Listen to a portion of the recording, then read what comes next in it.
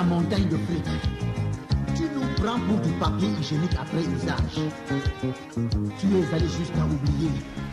Bonjour, bonsoir, mbote, mangro koto nabino, ba chers internautes nabiso, ba obo mesana kolande émission nabino kitoko totonga pototonga, ainsi que ba oyo ba fidèle internaute nabiso et puis ba abonné nabiso. Il y a chaîne kitoko na kombo ya Universal Mosoba télévision, na pesi bino ba mbote, na pesi mbote mingi une équipe technique nanga Jibong de retour 18 000 vies, mandef lokola Yesu, azongi déjà en direct de que tuku manianga tuna vitre de brigadier bato autu kolende saka madesu na cadre JRIAK kala technique kala ngangu. Donc on a pesi mbote mingi kuna na canton ya Fribourg na Suisse kuna na moni yemoko mon boss et mon formateur José Merlino Mosoba mon collabo ainsi que toute sa famille Immaculée Mosoba na pesi mbote. En tout cas bah, bonne chance parce que déjà biso groupe Universal to peso ba bonne chance au gagner na élection na bino oyo ekozala na mois de mars, le 7 mars. Bongo na pesi mbote na ba concert pe ba confrère nyonso ya groupe Universal Mosoba télévision na monikuna Dimitri Bongani notre coordonnateur na monikuna Christela Mokati Singambu notre secrétaire ba oyo nyonso balanda biso ainsi que vient na ngaya télé 50 yemo wa ebesika zali le DT télé 50 vie papicho mobile ya mama dada na peso mbote kuna siko na bandai toza a na kata studio na yemoko comment on te ça nani oh bon ça normal que na bossa na pété yo pe o yango lira mnakon na bona beta bakake ya yemoko se présenter to ko animer émission na e te mbaba comment on ça nani c'est bien moi Théo Mbaba la voix lactée. Autrement dit, l'homme de Kidi Baté, Bilo a bien à Ernan. Voilà, l'homme de Kidi Baté, Bilo a bien à Tango Nayango. Les lots kolobela sujet oyo, ils ont impacté les lots nakin, ils ont sujet oyo, activité moko et outil koleka récemment. Et les qui récemment, premier sujet, ils ont dit kolobela sur ba habit. Toloba qui l'autre fois, na Christela Mokati Ngambo, makabu sur ba couvre-feu, comment la population a souffert, incompréhension entre les chauffeurs, naba batomakolo, naba wewa par rapport à la circulation, bango mo bazo créer embouteillage avant même qu'il y ait embouteillage ezala, mais le tozo lobela traitement oyo ba policier to pe ba agent à l'ordre, baza ko sala mikolo yo naba couvre-feu. Au cours d'un espace na yo bien oyebi que 20h déjà il faut batwa kende otikali mais les policiers bakoya le quoi bayebi déjà espace wana baye bazo yi babiloko à la vie de tous tokopesa sabino vidéo à l'appui et puis deuxième tokolobela makambo oka ya couvre-feu mais ezo sala que tango ba policier ba sala couvre-feu libanda na balabala to pe na ba quartier niveau ya kuluna eza komata répercussion nango toza pe na preuve à l'appui na basoda bakomi ko intervenir baza ko défendre bana na bango preuve à l'appui na vidéo tokolobela yango par rapport ya événement oyo utoleka na barumbu entre bana ya basoda ya Kanfaza na ba papa na bango ba militaire ya Kafaza na batu oyo bavandaka na cité bana ya avenir Mukelenge na barumbu donc ba image ekozala à l'appui. Théo Mbaba toko banda déjà na premier sujet na biso. Bien sûr que oui, Torobana excusez-moi, Torobana sans problème la premier sujet na biso. Torobana sans problème. Alors le premier sujet Zani. Le premier sujet Zali par rapport à couvre-feu. Ba abi oyo ba policier ba no sala après couvre-feu. Donc so air couvre-feu bandi ba ba barrière. Bango ba commencer la randonnée. Po ba boto la kabatu biloko. Papa moi senga le bivomo kutana na kulu na kokutana na policier na air couvre-feu. Côté même le couvre-feu zo le kande. Non mais compliqué. Le problème est Zani.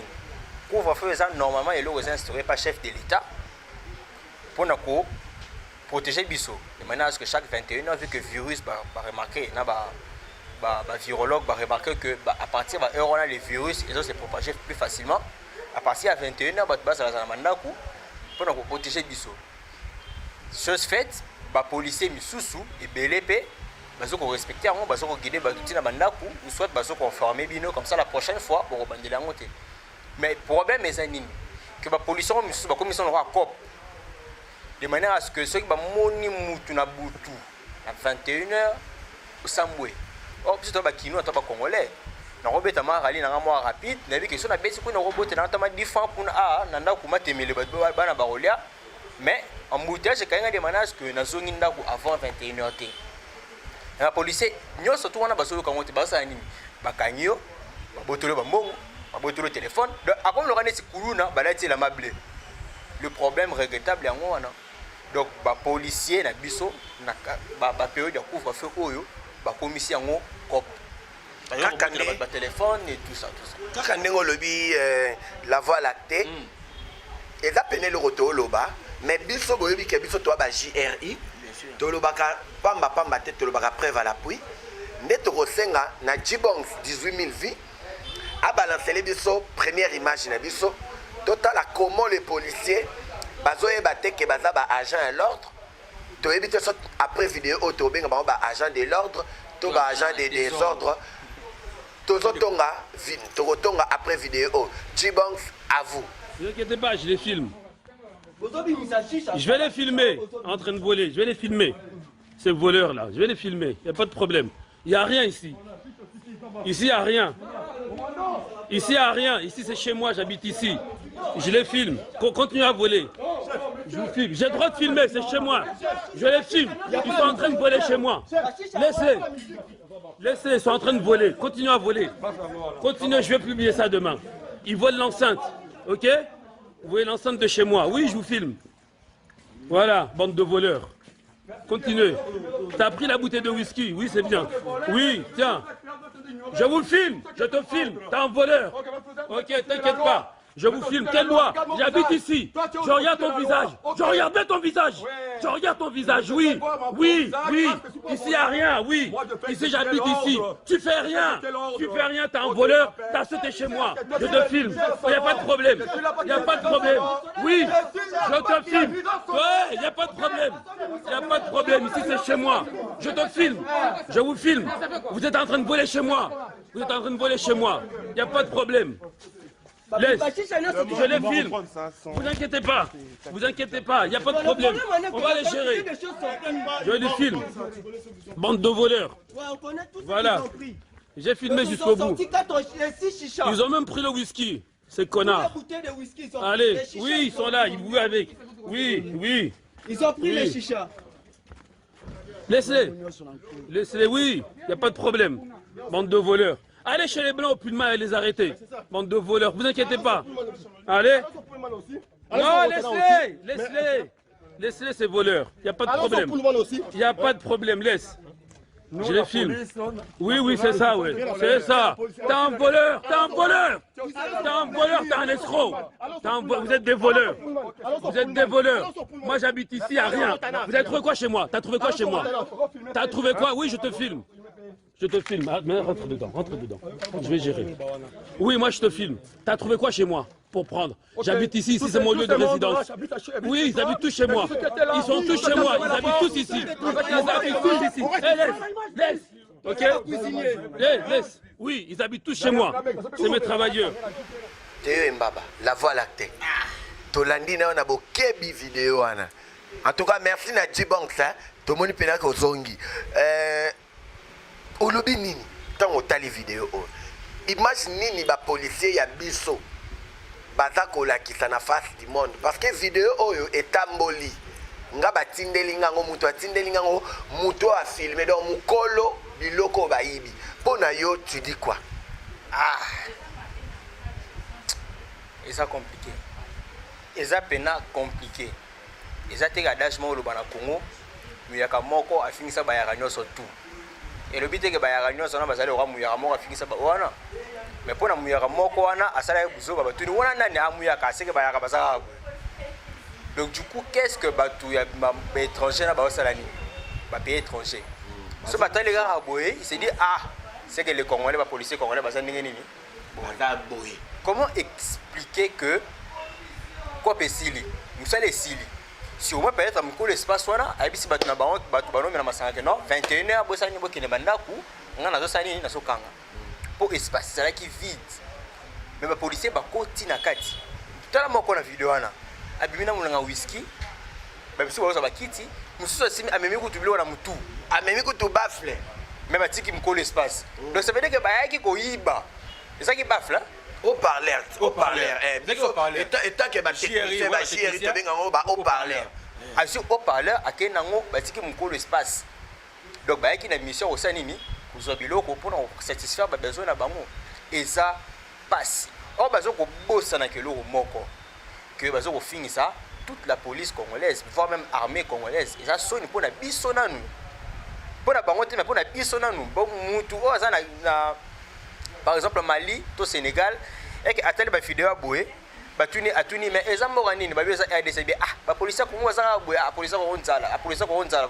etambo na bamboka nyonso na ekena bapolisi Congo nzala ok eza soni tala pa mosusu wana oyo afingi nakoki kotia na TVT quand même afingi asali geste na loboko moko eza mabe eza pena bien te papa de famille père de famille asoki kosala geste aboye ou en vie yoko tolobi père de famille faut le baza pe yaya aza noko aza papa leki papa kulutu ou en vie yango nasalaki émission moko je me rappelle une fois na concert nanga moko boye Ogelis Kalombo oyo tobandi tosalaki émission mpo tolobela formation nini bapolisier bazokozwa au départ yango problème outi likolo est-ce que bapolisier na baza bien formé pour un policier qui est bien formé un policier de discipline eza bango un policier qui est bien formé ne peut pas faire kosala biloko boye toloba nanu bino kosalaki émission wana bolobaki policier mosala ne ezalaka nini policier eza koveille sur biso na babien na biso mais sikoyo kuna na émission wana na vidéo wana est-ce que acte bango basali baveille ni sur biso mais bayeli ne babien na biso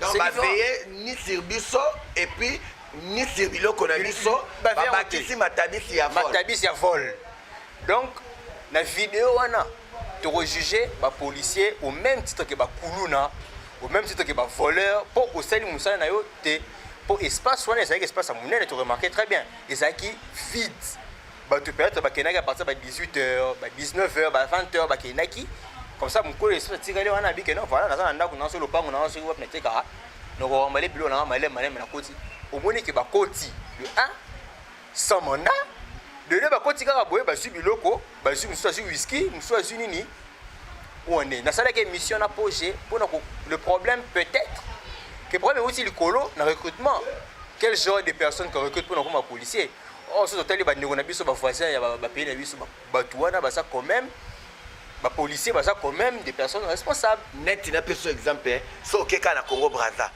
po okota na armée il faut zwa nanu bac diplôme à bac, le quoi diplôme d'état. Après diplôme d'état, il faut ça la test. Il y a adhésion, il y a admission à l'armée. Si on a au les KPE, si on a un pays, moi, on a vu diplôme. Avant à l'université, il faut ça la formation militaire. Si on a boni. En tout cas, ils ont passé. Ils ont vraiment passé. C'est compliqué parce que les policiers na biso sont censés pour protéger biso. Parce que le premier ambassadeur, celui qui est d'un pays étranger, le premier ambassadeur na biso ils sont les policiers. Les policiers na biso bazo ko la patrouille en couvre-feu bilo raboy. Ata bangote, ba roulage na biso pe bazo sala bilo ra soni pe makasi. Et ça tout un problème. Mais c'est quoi quand cette histoire moro boy ba betela kingaye. Un papa que je connais, je peux citer son nom, papa José. Un papa que je connais, il a sa fille. À ça, la commerce, elle nourrit sa famille difficilement, tant bien que mal à ose sortir. Papa Wana, il m'a raconté, il m'a dit que non. Papa José Mokolo. Papa José Mokolo, exactement. Sa fille, à ça, la commerce, tant bien que mal. Non, c'est sa belle-sœur. Sa belle-sœur. Donc ça arrive à sa fille. De quoi moi, si naïe. Biso culture africaine, biso bantou. Azara Moana. Azara Moana. Sa fille, elle a aussi la commerce, les policiers baillés. Au lieu que normalement, Zoa Moutou a aussi la commerce, on a 21 ans à dépasser à BBC. Zoa Moutou a interpellé dans la police, foutu amende tout à fait normal. C'est normal. Est-ce qu'il y a des amendes établies pour la Moutou au-delà des 21 heures? Amendes établies. Les amendes, ils sont établies. Ils sont établies. Les amendes, ils sont établies. Wana sur le plan, il y a code pénal ou bien sur le plan, il y a mesure oyo, soit qu'il est. Sur le code pénal, si. Mais la mesure, soit qui t'es. C'est-à-dire que soit Moutouana, Bombaye, comme ça, à 6 heures, au libéré. À 5 heures. À 5 heures, au libéré. Normalement, c'est ça. C'est ce que le président de la République, via porte-parole, au gouvernement, à Lobaki. Alors maintenant, tout un exemple, on a Lobaki. Le monsieur a une belle fille dans la commerce. Baye et pas naïté, mais baye li biloko naï. Soit tout maman a passionné ma caille, vous n'êtes sur une ennemi. Baye ma caille, vous surtout. Et si li na plateau, et si li bon plus de 400 000 francs, excusez, 400 000 francs. Et comment expliquer cela? Au moment où Moutouana a été capot, allez sa libota. Libota naï, yo obomi yesiko. Pour batona bateka so bateka zuma moi nini? Oh 500 francs, 1000 francs, batona c'est. Au récupérer bilo wana tout au ça dit au lieu de la poche bi gang et puis la personne a kepé ba le bi soit disant a foutu pas man ba kanye pe les choses mouton mais nga se connaît singa mouton abona bongisi ko à quoi sert la police na ba couvre-feu pour vous mener au lobby plutôt vaut mieux que kutana na kuluna que policier parce que policier da na munduki do akoki ko do appuyer au sambu na seconde. Oh, biso ba connaître la bataille de métro boy on appelle la canapé à boire ça ni à baisser les c'est la scène na kufifi na ça oh c'est tout un problème mais la voie lactée en personne les lots zolo ba Fachi Beton yé azo luka ba investisseur baya avec de tels comportements parce que ba policier ba ngonde mutu ba zalaka ba garde ya ba entrepreneur wana ba investisseur wana qu'est-ce que l'image au police na biso nationale congolaise ezo pesa na investisseur oyo Fachi Beton chaque jour ba comme benga kutu au président ba voyage azo kende ko luka ba voyage ba contact pour tous ba investisseurs to diminuer to chômage. Est-ce que tu crois qu'avec de tels comportements ba investisseurs ba ko comprendre nini par rapport à pays et puis par rapport à président na biso? C'est pourquoi j'avais dit plus tôt mais wana baba ya kebele ndio moyo wangu mais siko comme ba ya rebelle siko et comme siko ba ya nyoso bazo finir ça ba ya nyoso comme tout un problème alors maintenant qu'est-ce qu'il faut comprendre que le problème vient d'en haut recrutement na biso recrutement ya ba policier na biso ba sa responsabilité il faut dire frère alors un investisseur azo ko ya pour investir ba milliardaire ba millionnaire ba milliers de dollars na atali où il investit en sécurité ça makati du jour au lendemain ba wa pied mon ba wa salaire ba wa longole ma ramnoso ya wa sani benani au tout ça la un pas de plus ça dit sous un pas en arrière alors qu'est-ce qu'il faut il faut que le président Fachi Beton l'homme des bics rouges oui Beton ça Beton bloqué l'homme des déboulonnages c'est qui est sûr donc le président il faut ça nini à revoir en tout cas mode il y a recrutement. Mutu moko bo akomeli ngai na sexa bino. Mutu na akomeli ngai lobi pourquoi yo sokozo benga comme président na bino o benga kango avec beaucoup de précision. Ah, mais président na biso, il faut to linga et. Bozo to lingi et. To linga nani? Dona longo ana ke linga président mbokani. Ndinga soki. Ya te akwa et. Na ko linga ye na ndenga azaleli yango na benga kaye Fachi Beton, l'homme des bics rouges, l'homme des déboulonnements. C'est ça. Yewana tozana na posa à agir de manière à ce que le recrutement est là bien. Parce que les images tozote kanamboka. Mon image tozote kanamboka na minute ya mwana po. Moi tout comme dans le 21e siècle vitesse de quota. Papa na biso bakola, ba yebi que France ezalara, mais ba mo na France ba te po à l'époque wana rapprochement ezalaki. Parce que la minute ça il y a un mot Maramekota internet. La seconde. Donc Maramezo de 1000 personnes bamoni. Du coup, vidéo na etamoli makasi. Yo aussi vidéo na.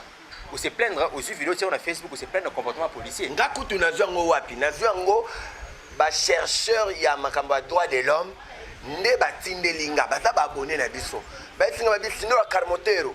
Panzela biso teke oyo parce que la voix des sans voix yango wana. C'est compliqué parce que vidéo tout le temps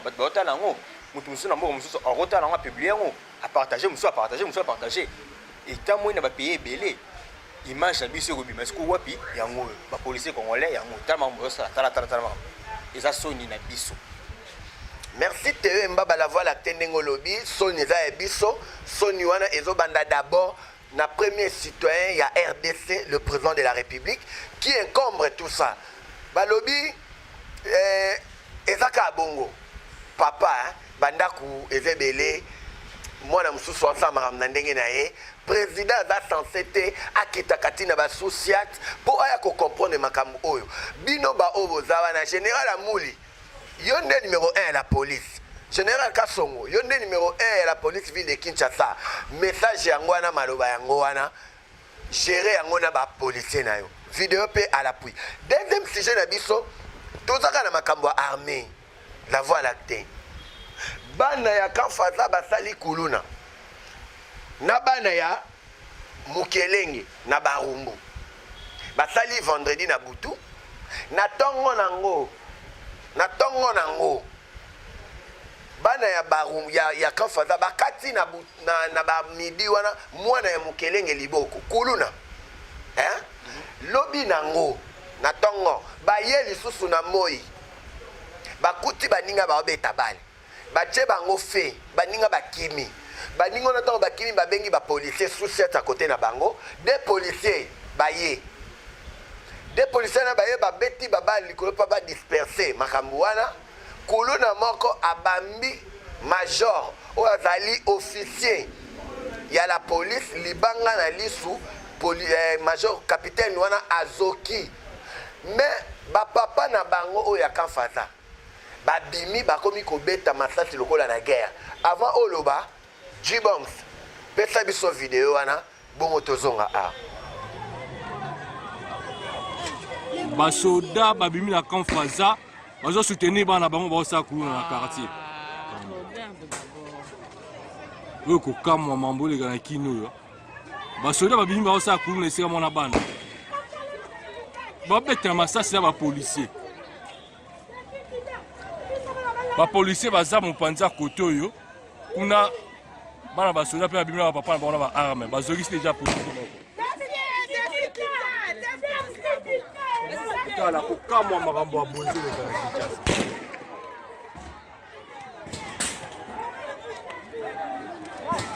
Kinshasa akimisi ba policier ba militaire à Kanfaza Botoza na venu Mukelenge.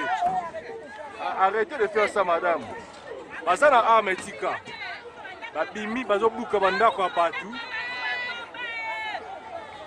Ba militaire ba kimisi ba poli ba pourchasser ba police. Abenga ba garçon na boya. Abenga ba bana bango baya. Azo benga bana bango baya ba bumbisa ba to quartier. Donc ba ko bana Kanfaza ba continue cité na sima ya hôtel Babel. Somo. Ah, tout ça na Barumbu. Na sima ya hôtel Babel.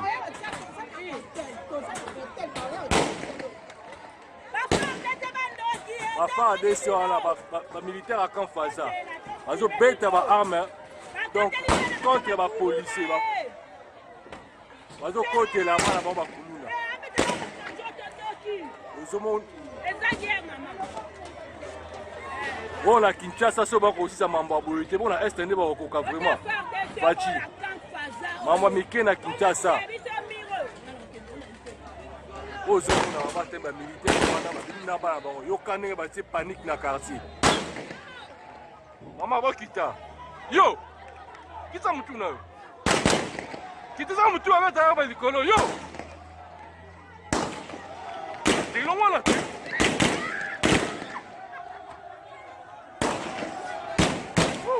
Affrontement la police ça va faire des essais. La police va faire intervention.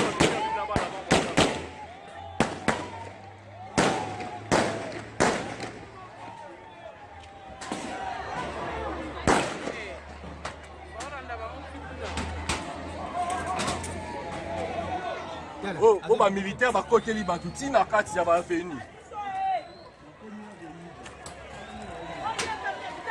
Ba côté libre tout la carte ça va ndako ba militaire ya Kanfaza dozana na Barumbu na venir Mukelenge tobo et consort. Bonheur, bonheur,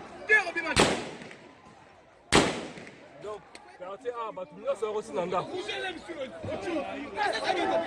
Mama boye comment la Kinshasa. Na Kinshasa vraiment en plein centre-ville ba ko kaboité. Est-ce que l'espoir est ça pour moi guerre à est ici là.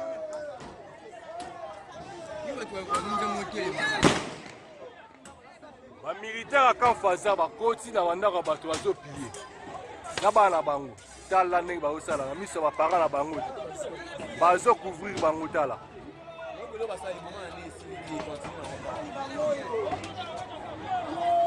Oh donc ba militaire ya FARDC. Ba militaire régulier bazo panzana bana bango. Utala bino moko.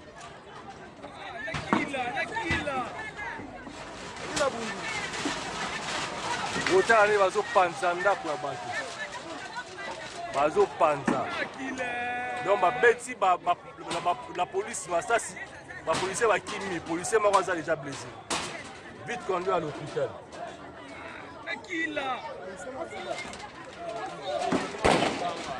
Pour ne bazo piller na bana bango, va koteli bato na ba venir. Oh non, c'est besoin la police à faire des cercles. La camp faza na bana bango.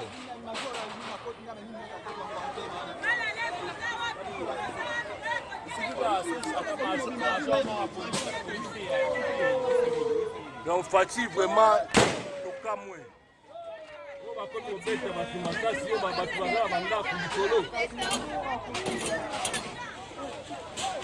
Bana wana bazokota tina butu basali ba désordre. Soki police intervenir ba parents na bango ba bimi bazo soutenir bango.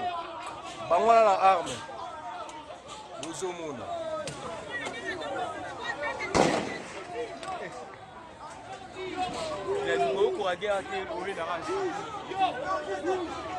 Awa tozala na sima hôtel Babel.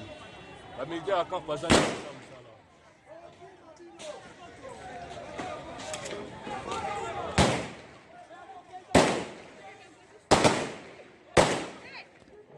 Voilà la police.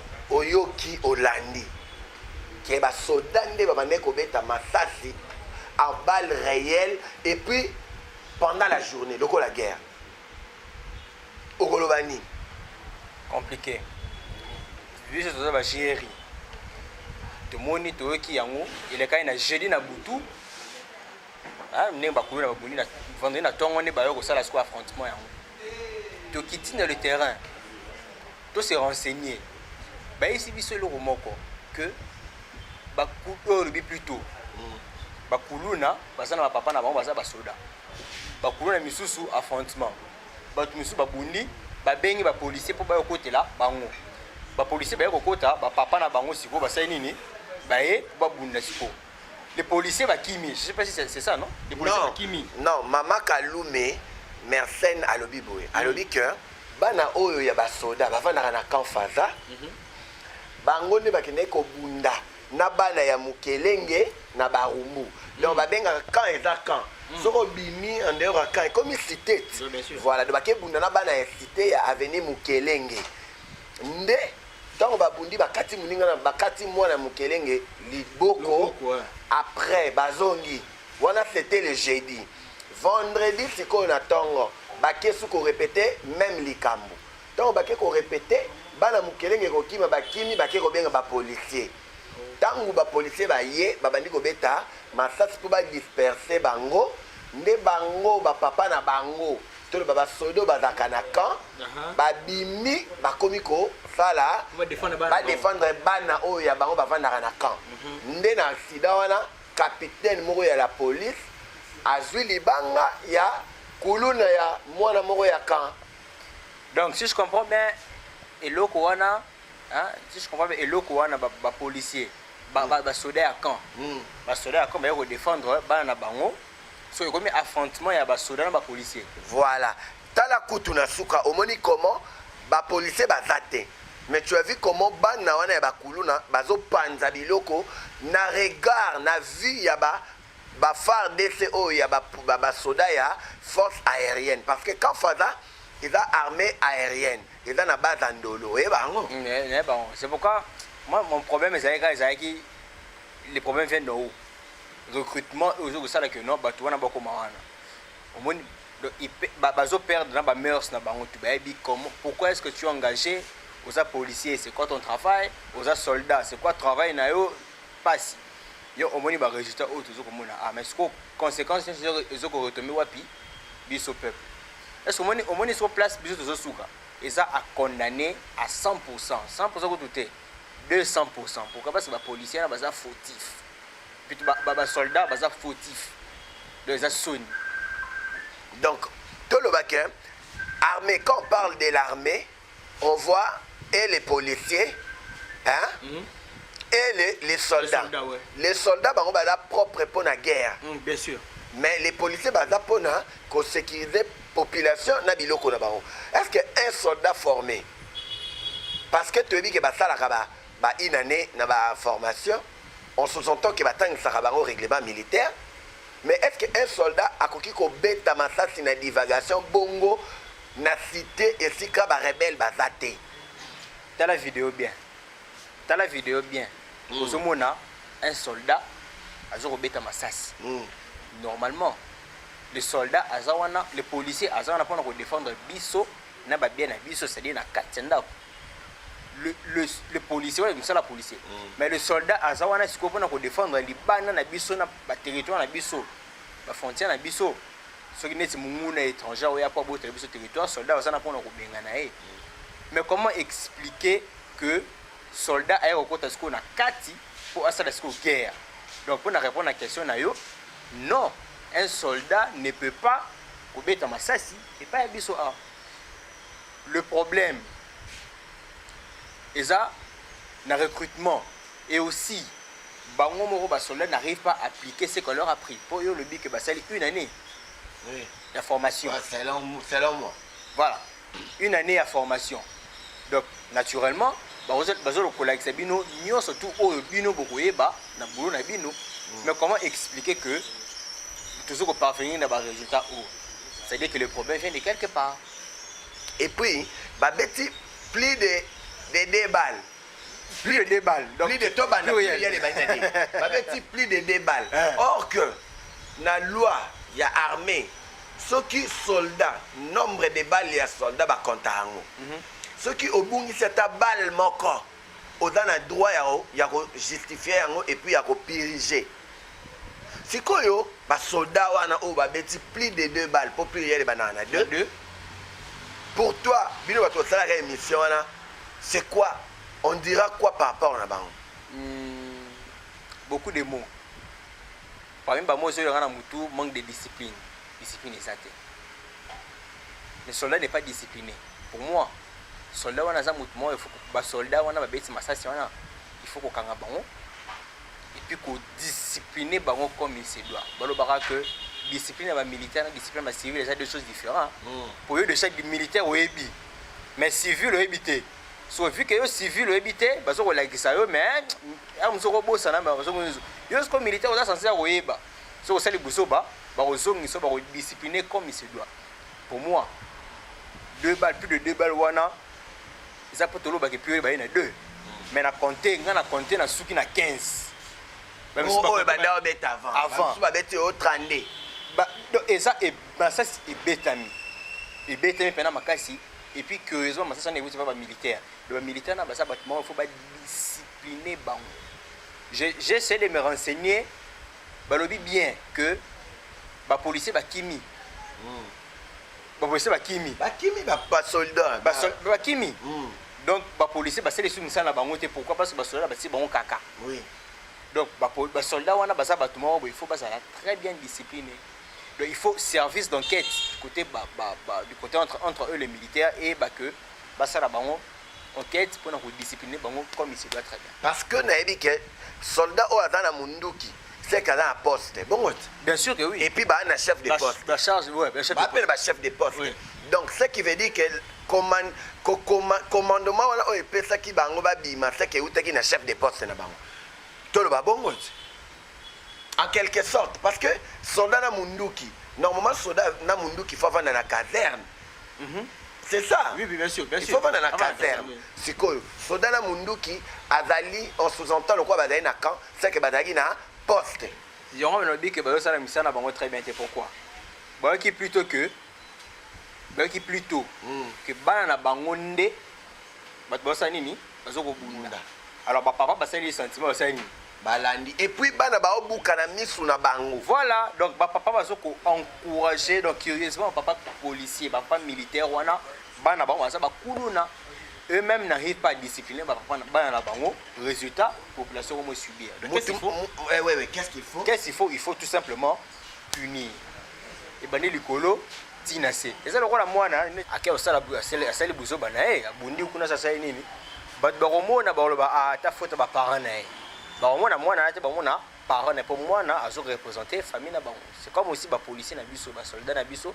Ceux qui parvenir au Sala Bilo, un soldat à quitter la front, à défendre notre pays, na État qui a un ennemi, à cause na Kati, à Bunda, na ba policier, condamnation au Tarapi, et où Likolo. Donc qu'est-ce qu'il faut faire? Il faut tout simplement punir à partir d'en haut, comme ça, Bango Likolo, qu'on a pas ennemi. Ceux qui te le binent, il faut punir d'en haut. Le camp est un chef du camp. À part ce que tu as analysé que tu as la poste, donc il faut un chef du camp et qui dit un chef de poste. Bon, tout simplement. Pour chef du camp, soldat Azou Mundu qui a cherché Mundu qui a été ma balle, sans que chef du camp aille bas, sans que chef du camp ça la punit, sans que Baron peut pas la punir, il y a tout un problème. Donc, côté Awana, il faut discipline s'appliquer, discipline militaire s'appliquer de manière à ce que va comprendre l'erreur dans Bango, pour que ça tout se fait. La voie lactée, c'est bon de lobby, cher internet va comprendre. Maintenant, Tonga Siko, par rapport à la première vidéo, la deuxième vidéo, au Kotonga Nini par rapport au lobby, changement, au lobby fait bandalikolo tinase, mais quels sont tes messages au Koloba, au Tala internet, na ba konzo, au Tala biso, se servir pour améliorer notre armée. Parce que tu as une école de guerre. École de guerre, et comme le président Fachi a inauguré déjà.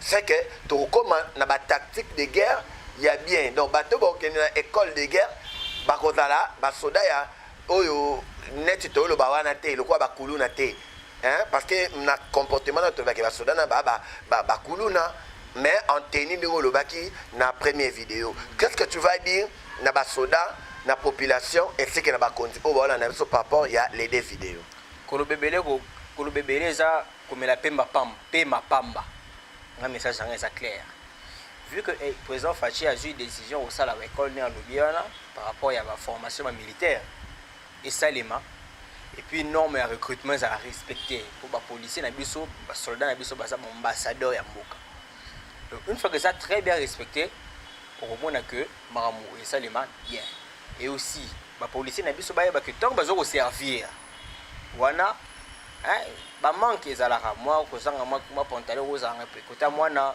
ozanga moi kolia ozanga mais kosala de buzoba ils condamné bango ba condamné na C baromo ta chef na bango chef ti et que se retrouver na président de la République oh ça yango te mais au fond siko bani na C on m'a dit donc ngana ko sepela que ba policier na biso balata veste ne balobara balata pena allure ya ba ambassadeur pour basa ba ambassadeur bazo représenter mboka soki basali wana on remonte que le pays RDC vous allez représenter par les gens par les agents de l'ordre. Mais ceux qui bachent de l'ordre, ça un désordre. Et comme Bouzoba, Mbokeza, papier, donc il faut bachant à l'ordre, faire respecter l'ordre et wana de la bonne façon, faire respecter l'ordre de la bonne façon et wana en tout cas notre pays, nous avons honoré, na rang où il faut tout ça. Merci Temba Batokomi na Souka. Je sais pas, Ozana El Kamba Souka Koloba ou quoi. Par rapport à moi mbote moi nini po tokomi dana suka émission. En tout cas TVza radio tene balobara le temps c'est de l'argent surtout encore plus à la télévision ma banque est belé mais son na manotanga ba bia te o tanga ngate tala mais na robaka Hugo Wing un cher ami Plamedi Otium qui me suit directement des États-Unis d'Amérique ainsi que Augustin Katengo mutazo rolananga maintenant là en Italie et aussi le DJ Kenny il aura bien na R nango À toi aussi, hein. Gianni Mukendi. Merci. Merci Théa Mbaba la valacté. Biso pe awa toza ko pesa nini na ko annoncer bino déjà que ngai moko Signora Carmotero na botama le 1er avril. Donc na occasion wana Signora Carmotero asangani bongo na Jemima Bembu na sangani na Jemima Bembu to organiser marche de santé moko le 4 avril. Le 4 avril, tu as organisé marche moko de santé. Groupe Universal P est invité dans quelques personnes. Donc, Déborah, Jemima Bembu, na Signora Carmotero, Babeti featuring pour la marche de santé les 4. Ceux qui ont participé, paf, et zakaka, $5. $5 ont participé, aux en a droit. Il y a badge. Aux appels à droit, aux appels à droit à Polo pour la marche de santé, pour ceux qui santé bien teyo ebika net kamabe et puis consommation na pesa na kati.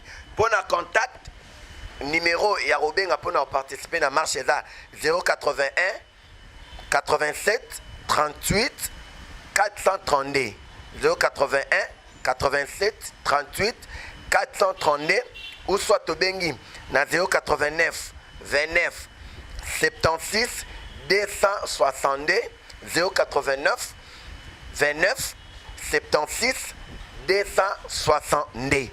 Bongo vraiment na sengi bino merci ndenge bolanda kibiso ndenge na ke kopesa mbote makasi et puis ba remerciement na bato ba soutenir biso lokola vient na ngamoko yuana Tobengi le président José de Mokolo Yende mobali ya mama Kalume yo oyeba makambo ngote mama Kalume na Mama Kalume mère de mère mama Kalume mama na Alegria mama na Josiane mama na Simeon na mama na José de Mokolo. Donc kuna masolo evandi ndeto sukisi émission na biso awa marche bobenga biso na ba numéro wana ndeto sukisi te mbaba en personne hein tolobi il faut makambo ebanda api likolo tina C qui battre tout ça.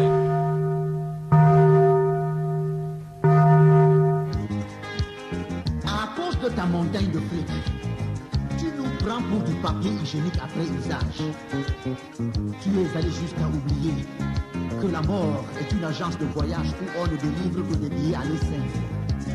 Mais ce jour arrivé, tu n'emportes rien. Tu n'emportes rien.